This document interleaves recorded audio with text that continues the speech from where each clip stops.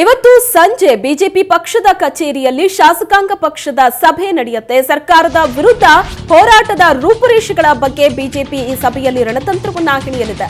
ಅಧಿವೇಶನದ ಹಿನ್ನೆಲೆ ಸರ್ಕಾರದ ವಿರುದ್ಧ ಹೋರಾಟಕ್ಕೆ ಬಿಜೆಪಿ ಪ್ಲಾನ್ ಮಾಡಿದೆ. ಇವತ್ತು ಸಂಜೆ ಬಿಜೆಪಿ ಪಕ್ಷದ ಕಚೇರಿಯಲ್ಲಿ ಈ ಸಭೆ ನಡೆಯುತ್ತೆ. ಸರ್ಕಾರದ ವಿರುದ್ಧ ಯಾವ ರೀತಿ ಹೋರಾಟವನ್ನ ನಡೆಸಬೇಕು ಅನ್ನೋದರ ಬಗ್ಗೆ ರೂಪುರೇಷೆಯನ್ನ ಸಿದ್ಧಪಡಿಸೋದಕ್ಕೆ ಈಗ ಬಿಜೆಪಿ ರಣತಂತ್ರವನ್ನ ಹೆಣಿತಾ ಇದೆ.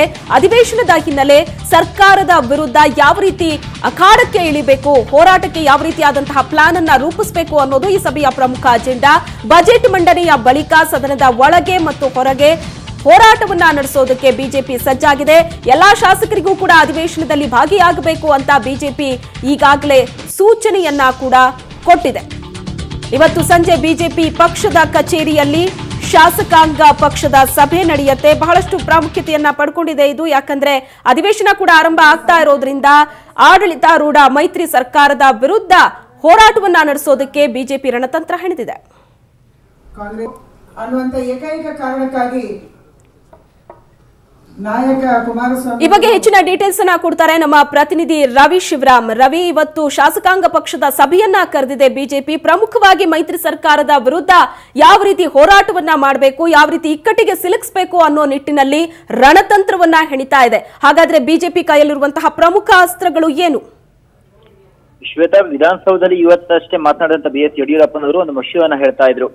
ಇದೇ ಇತಿಹಾಸದಲ್ಲೇ ಮೊದಲ ಬಾರಿಗೆ 37 ಸ್ಥಾನವನ್ನ ಪಡೆದಿರುವಂತಹ ಜೆಡಿಎಸ್ ಅಧಿಕಾರವನ್ನು ನಡೆಸ್ತಾ ಇದೆ. ಜೊತೆಗೆ ಬಜೆಟ್ ಅನ್ನ ಮಂಡಿಸೋದಕ್ಕೆ ಹೊರಟಿದೆ. 104 ಸ್ಥಾನವನ್ನ ಪಡೆದಿರುವಂತಹ ಬಿಜೆಪಿ ಇವತ್ತು ವಿರೋಧ ಪಕ್ಷದ ಸ್ಥಾನದಲ್ಲಿ ಕುಳಿತುಕೊಂಡಿದೆ. ಅದು ಈ ದೇಶದ ಇತಿಹಾಸದಲ್ಲಿ ಮೊದಲು ಹೇಳುವಂತ ಮಾತನ್ನ ಹೇಳ್ತಾ ಇದ್ರು.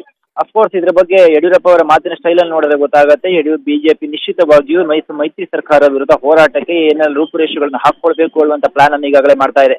ಇದರ ಸಲುವಾಗಿ ಇವತ್ತು ಸಂಜೆ 6 ಗಂಟೆಗೆ ಬಿಜೆಪಿಯ ಕಚೇರಿಯಲ್ಲಿ ಶಾಸಕಾಂಗ ಪಕ್ಷದ ಸಭೆಯನ್ನ ಕರೆಯಲಾಗಿದೆ.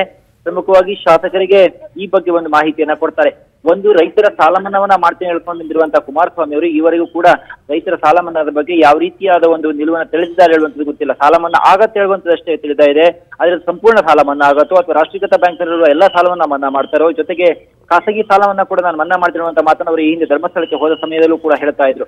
ಹಾಗಾಗಿ ಬಿಜೆಪಿ ಈ ವಿಷಯದ ಮೇಲೆ ಮತ್ತಷ್ಟು ಹೋರಾಟವನ್ನು ತೀವ್ರಗೊಳಿಸುವ ಸಾಧ್ಯತೆ ಇದೆ.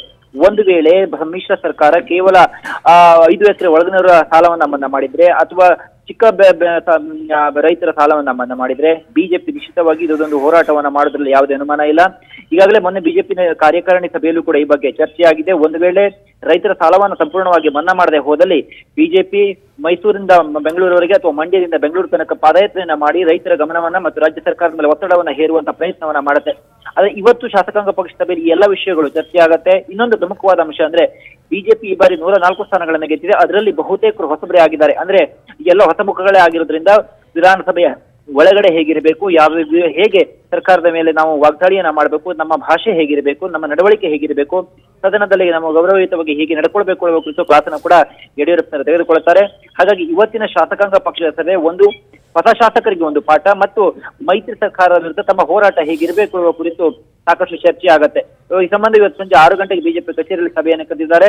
ಹಾಗಾಗಿ ಇವತ್ತಿಂದ ಆರಂಭ ಆಗ್ತಿರುವ ಅಧಿವೇಶನದಲ್ಲಿ ಬಿಜೆಪಿ ಪ್ರತಿಪಕ್ಷವಾಗಿ ಯಾವ ರೀತಿ ಹೋರಾಟವನ್ನ ಮಾಡುತ್ತೆ ಅನ್ನುವಂಥದ್ದು ಒಂದು ಬಹಳ ಮುಖ್ಯ. ಯಾಕೆಂದ್ರೆ ಶ್ವೇತಾ, ಈ ಹಿಂದೆ ಸಿದ್ದರಾಮಯ್ಯನವರು ಮುಖ್ಯಮಂತ್ರಿ ಆಗಿದ್ದ ಸಮಯದಲ್ಲಿ ಪ್ರತಿಪಕ್ಷ ಸ್ಥಾನದಲ್ಲಿ ಕುಳಿತಿದ್ದಂತ ಬಿಜೆಪಿ ಹೆಚ್ಚಿನ ಒಂದು ಒತ್ತಡವನ್ನ ಅಥವಾ ಸರ್ಕಾರದ ಮೇಲೆ ವಾಗ್ದಾಳಿಯನ್ನ ಮಾಡ್ತಾ ಇರುವಂತ ಆರೋಪ ಬಂದಿತ್ತು. ಅದನ್ನು ಸ್ವತಃ ಯಡಿಯೂರಪ್ಪನವರ ಗಮನಕ್ಕೂ ಕೂಡ ಮಾಧ್ಯಮದವರು ಮತ್ತೆ ತರ್ತಾ ಇದ್ರು. ಬಿಜೆಪಿ ಕೇವಲ ಹೊರಗಡೆ ಮಾತಾಡುತ್ತೆ, ಅದ್ರ ಹೊರಗಡೆ ಬಂದ ವಿಷಯಾಂತರ ಮಾಡ್ತಾ ಇರುವಂತ ವಿಷಯವಾಗಿ. ಆದ್ರೆ ಈಗ ಯಡಿಯೂರಪ್ಪನವರ ಸ್ವತಃ ಥ್ಯಾಂಕ್ ಯು ರವಿ ಶಿವರಾಮ್ ನಿಮ್ಮೆಲ್ಲ ಡೀಟೇಲ್ಸ್ಗಾಗಿ.